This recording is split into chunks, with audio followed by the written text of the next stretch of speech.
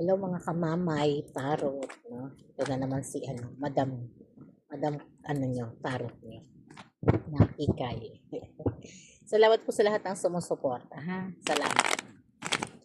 Ito na may nasasagap tayong energy, ha, na parang may taong nag-aaway, no, dahil sa'yo. Sino kaya sila, no? Ito yung may dalawang person, no, na nagkakagusto sa'yo, nagkakagusto sa'yo, no? Pwedeng magkaibigan o magkakilala lang, no? Na nagpapaligsahan para sa'yo. No? Yung parang isa dito, ha? Parang nakarelasyon mo na, ha? Nakarelasyon, nakasama na, no? Nakasama na sa buhay, no? Tapos yung isa dito parang nakasama na sa buhay, no? Na nagkaroon na kayo ng koneksyon, nagkaanak na, ha? Pero yung anak ninyo parang nawala, nakunan, ha? Ito yung mga energy na nasasagap natin, ha? Na nagkalayo, no? Nagkalayo tong emosyon, ay nagkalayo tong person na to, no? Si person 1 ay talagang pumunta sa malayo, no? Pumunta sa malayo para magtrabaho. Na ito ay yung itinulak mo, ha? Parang ikaw mismo yung nagsuggest na tanggapin tong trabaho na to, no? Tanggapin tong trabaho na to, no? Para sa opportunity niya, na parang break niya sa buhay. At sinunod niya yun, no? Pero lumaon yung panahon, no? Parang lumipas ang panahon, no? Na parang matagal na kayong hindi nagkikita, no? Hindi nagkikita, hindi nag-uusap, no? Tapos nakilala dito, ha? Nakilala yung isang kaibigan, no? Na yung kaibigan na yun nagkaroon kayo ng connection din, no? Parang itong kaibigan na to ay new person sa buhay mo, no? Pero hindi sinasadya magkasama pala sila sa trabaho, no? Although magkakilala, magkaibigan, ha? Ito po yung mga emosyon na yun, no? Kaya sila nagkakaroon ng pag-aaway, no? Dahil sa'yo. The Fool, no? At 5 of Wands. Ito yung The Emperor, no?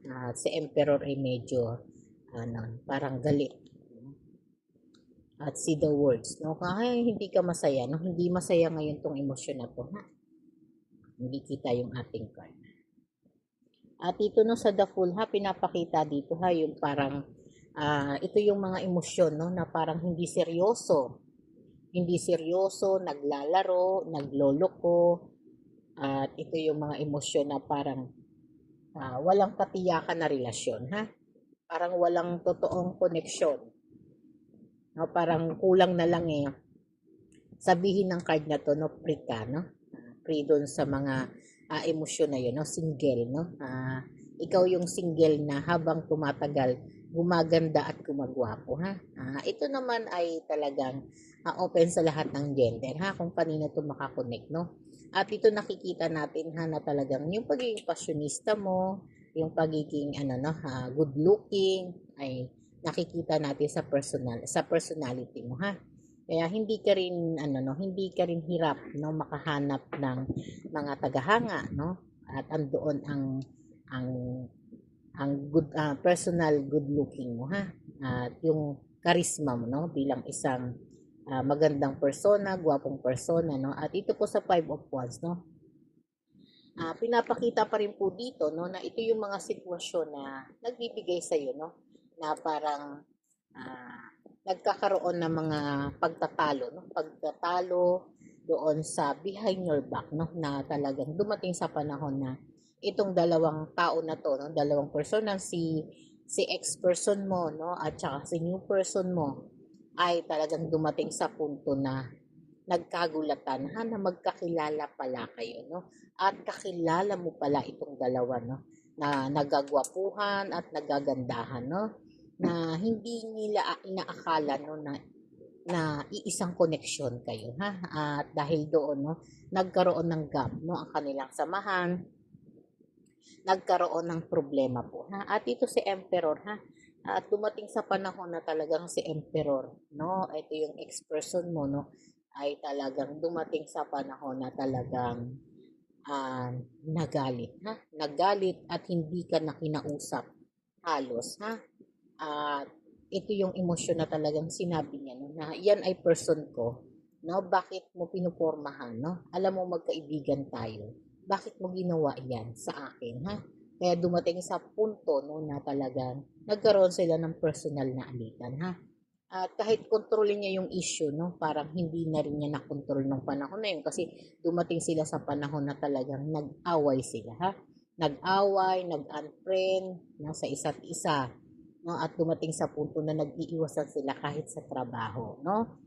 Kaya ito no sinasabi dito sa The Words no, sinasabi sa The Words na hindi na nagkaroon, no? Hindi sila nagkaroon ng ah, maayos na usapan, no? Maayos na usapan at maayos na paghihiwalay. Parang lack of closure yung kanilang friendship. Ha? At ikaw ngayon ang naiipit dahil dito sa pagtatalo nitong dalawa na to, no?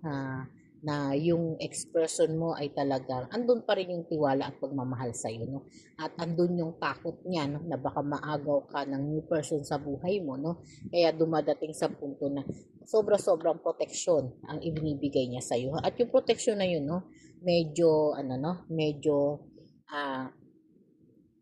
medyo lumalagpas siya ha. At ibig sabihin nun parang gusto kanya nang i-cover, no?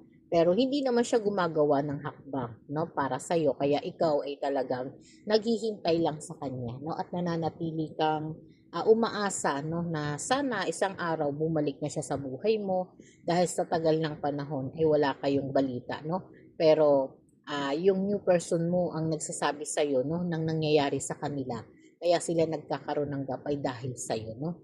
Dahil sila po ay magkasama, no? Magkasama, magkakilala, no? Na ito yung mga, yung iba pa nga dito ay parang sa church pa sila magkasama. Yung iba ay sa trabaho, yung iba naman ay sa mga hobby nila, no? Na talagang sinasabi nating may connection na talagang ikaw yung naiipit, ha? At sa ngayon, no, sinasabi ng the Nine of Cups, no, Nine of Coins, no, na itong person na to ay talaga namang sabi eh talagang kung ano daw yung gusto mo ay sabihin mo lang kung ano yung gusto niya no, sabi ng ex mo kung anong gusto mo do sa new person niya no, sa new person mo no, kung ano ang gusto niya eh gusto ko rin no, kung gusto mong matira matibay sa inyo. Parang handang-handa rin po to si ex na ipaglaban ka. Ganon din po si new person ha, na ipaglaban ka. No?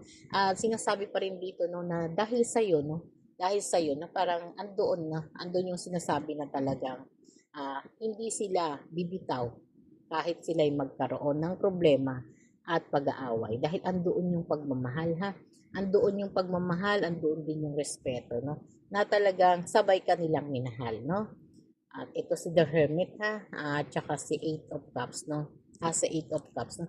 Sinasabi dito no na talagang dumating sa panahon na talaga tong si ex-person mo no ay nagliwanag ang puso niya ha?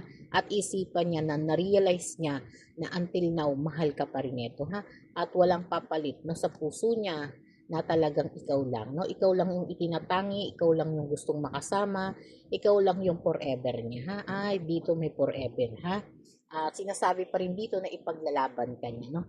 At dahil doon no yung new person sa buhay mo ay talaga namang nakaramdam ng temporary loneliness ha.